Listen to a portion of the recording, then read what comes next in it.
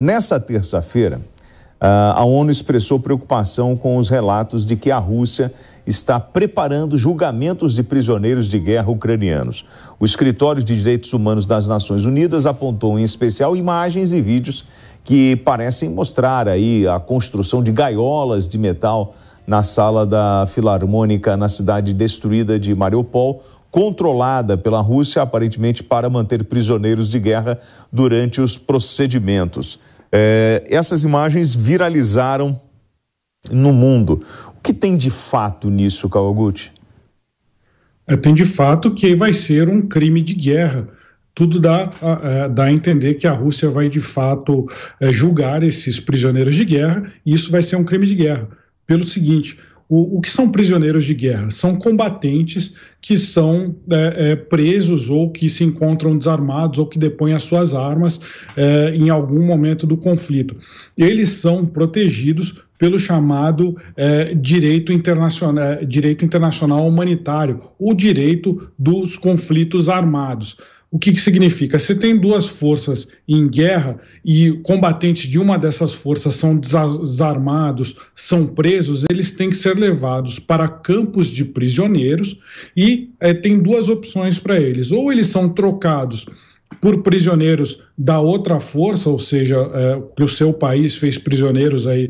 No caso, a Ucrânia teria feito prisioneiros da Rússia e trocaria por esses prisioneiros de guerra, ou então eles têm que ser mantidos nesses campos de prisioneiros até o fim do conflito. Acabando o conflito, eles obrigatoriamente têm que ser libertados sem nenhum tipo de julgamento. Eles não podem responder por esses crimes porque eles não cometeram crime nenhum. Eles são combatentes legítimos. E aí tem uma série de fatores que levam a entender se eles são combatentes legítimos ou não, e a gente sabe que a maioria dos fatores mostram que são. Ou seja, eles seguem aí os costumes de guerra, eles estavam uniformizados, eles carregavam as suas armas de forma aparente e não oculta, eles respondiam a uma cadeia de comando estabelecida. Então eles são prisioneiros de guerra, eles não podem ser julgados por ter matado, por exemplo, soldados russos. Mas por que a Rússia está querendo fazer isso? Principalmente ali em Mariupol.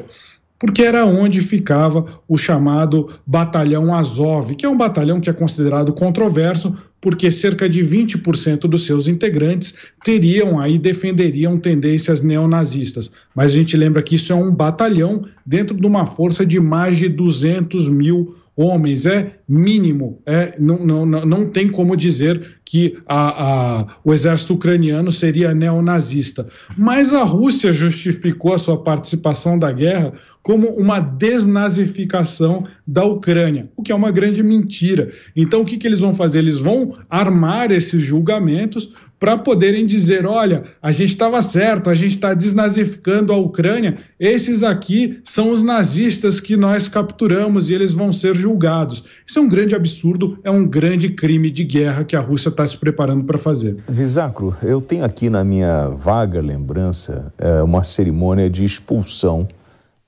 de um militar, né?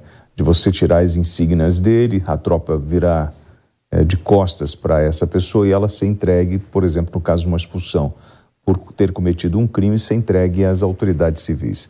Isso ainda existe? No caso, por exemplo, de um prisioneiro de guerra, você retirar dele o brasão, as suas armas, tudo aquilo que tem para ele de simbolismo do seu exército, faz parte, porque a gente está vendo uma imagem muito parecida como essa agora que passou, né, com uma espécie de revista. Isso é um procedimento? Isso que você fez menção aí, William, era um procedimento que já foi abandonado há muitos e muitos anos. Isso tinha a ver com a justiça militar, com o regulamento disciplinar das Forças Armadas. Quando a gente fala em prisioneiros de guerra, a gente trata sobre o direito internacional humanitário.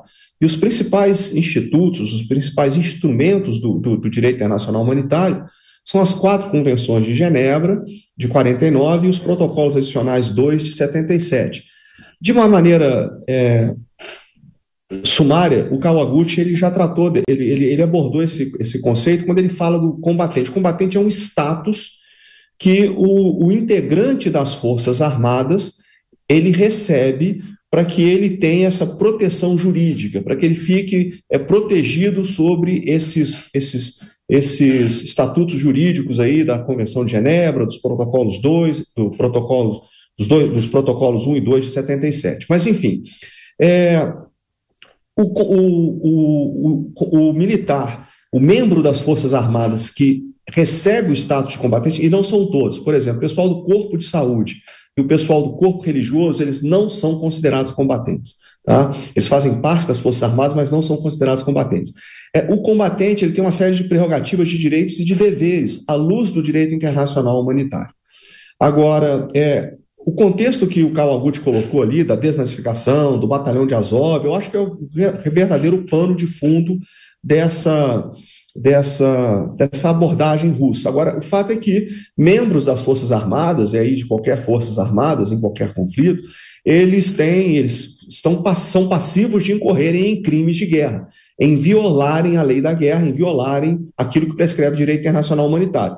E aí, sim, eles vão ser submetidos a julgamentos, como aconteceu em diversos outros conflitos, e aí, normalmente, a organização que proporciona transparência e credibilidade para esses eventuais julgamentos de crime de guerra é o Comitê Internacional da Cruz Vermelha. Mas, enfim, eu acho que caminha mais para aquilo que o Kawaguchi está falando ali, de fortalecer ali, de corroborar essa narrativa da desnazificação, o que realmente existe. Na Ucrânia, não é que o exército ucraniano é um exército de neonazistas, não é verdade isso, mas na Ucrânia existem determinadas correntes que se enquadram, sim, que se autodefinem, né, como neonazistas. Mas essa narrativa, ela foi desconstruída, ou tentaram desconstruir essa imagem, o Conrado, logo no início do confronto, né? Porque com essa imagem ou com essa informação, você justificava a presença do russo no território ucraniano, mas logo disseram, olha, não, isso não se justifica, e vários argumentos para tentar desconstruir esse tipo de narrativa. Não foi isso que nós vimos? Sem áudio, teu microfone está fechado. Desculpa, fui eu aqui, já está liberado. É propaganda e contra-propaganda. Isso aí que a gente viu desde o início. Como é que o Zelensky vai pedir ajuda e dinheiro do mundo todo se ele tem aí esquadrões nazistas, neonazistas dentro da Ucrânia? Mas de fato tem aí, como o Visacro muito bem falou, são pequenos, como muito bem falou o Kawaguchi também. Até Kawaguchi, eu vou inverter aqui os papéis e vou fazer a minha inserção de fala agora e vou te propor uma pergunta, porque tu sempre tem informações diretas lá, né, do pessoal da Ucrânia, do pessoal da Rússia, e vamos esclarecer algumas coisas.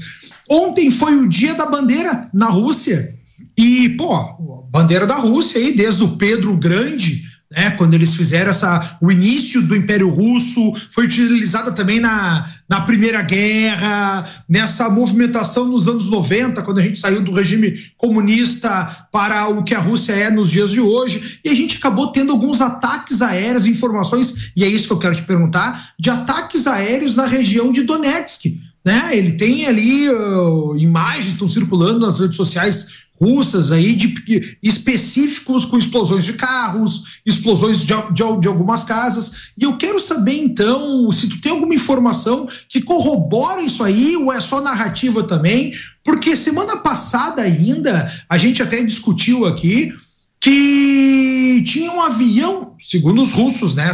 É sempre uma grande guerra de narrativa que a gente vive. Segundo os russos, tinha um avião espião do inglês no seu espaço aéreo, e aí os russos acabaram perseguindo ele até entrar dentro da Finlândia lá. E eu queria saber o que vocês têm de informação acerca desses fatos. Isso é só narrativa dos russos, não é verdade, nós não temos, ou por outro lado, será que já existem forças especiais estrangeiras aí, internacionais, dentro desse conflito? Você sabe alguma coisa acerca disso aí? Primeiro, já faço uma pergunta geral, primeiro para o Kawaguchi, depois para o Visacro. Sobre a questão dos aviões, por exemplo, o avião espião. A gente lembra quando foi destruído, quando foi afundado o cruzador Moscou, que era o navio capitânia da esquadra russa no Mar Negro. Uma das informações que foi ventilada é que haviam aviões de espionagem americanos. Então, se falou na época que esse navio foi localizado por meio das informações providenciadas pelos Estados Unidos. Então, tinha lá os drones de vigilância nesse cenário. Continuam tendo o uso de drones, inclusive acredita-se que muitos drones operados pela Ucrânia, seja drones pequenininhos ou drones grandes aí do tamanho de aviões de caça, eles estão sendo usados para bombardear, por exemplo, a Crimeia, para bombardear alvos russos. E a gente lembra que ainda existem aviões da Força Aérea Ucraniana. Eles começaram essa guerra aí com cerca de 110, 120 aviões de caça. A gente não sabe quantos ainda estão em operação, mas a gente sabe que eles ainda têm aviões de caças. Esses aviões não se sabe onde que eles ficam, sabe-se que eles voam a baixíssima altitude, às vezes até alguns metros acima das copas das árvores, dos postes, para evitar os radares, e eles têm feito sim ataques contra esses diversos alvos russos. A frente de Donetsk, ela está praticamente parada há diversos dias. Os russos estão tentando tomar as cidades de Bakhmut e Sloviansk. E é muito possível, sim, que seja de fato essas informações se comprovem que a Força Aérea Russa ou os seus drones, a Força Aérea Ucraniana ou os seus drones estejam sendo usadas nesse contexto de ataque. Sobre forças especiais, há uma grande possibilidade que sim, que forças ocidentais estejam operando no terreno, não só para organizar e treinar os combatentes ucranianos, mas também para um combate direto contra as forças russas, a chamada guerra secreta. Da mesma forma que forças especiais russas, elas estão em combate em toda, não só da Rússia, mas de aliados russos também podem estar aí em combate ao lado dos russos, em combate diretamente contra as forças ucranianas. Visaco. Não tenha dúvida de que existem forças de operações especiais de países ocidentais operando dentro da Ucrânia. Acredito que a principal servidão deles seja justamente o treinamento e até mesmo do equipamento que é recebido, enfim. Isso acredito que possa ser dado como certo. E com relação aos ativos de inteligência, desde satélites, drones, aeronaves, guerra eletrônica, então tudo isso sim, colocado à disposição da Ucrânia. Isso sim existe, sim, de forma inquestionável, indubitavelmente.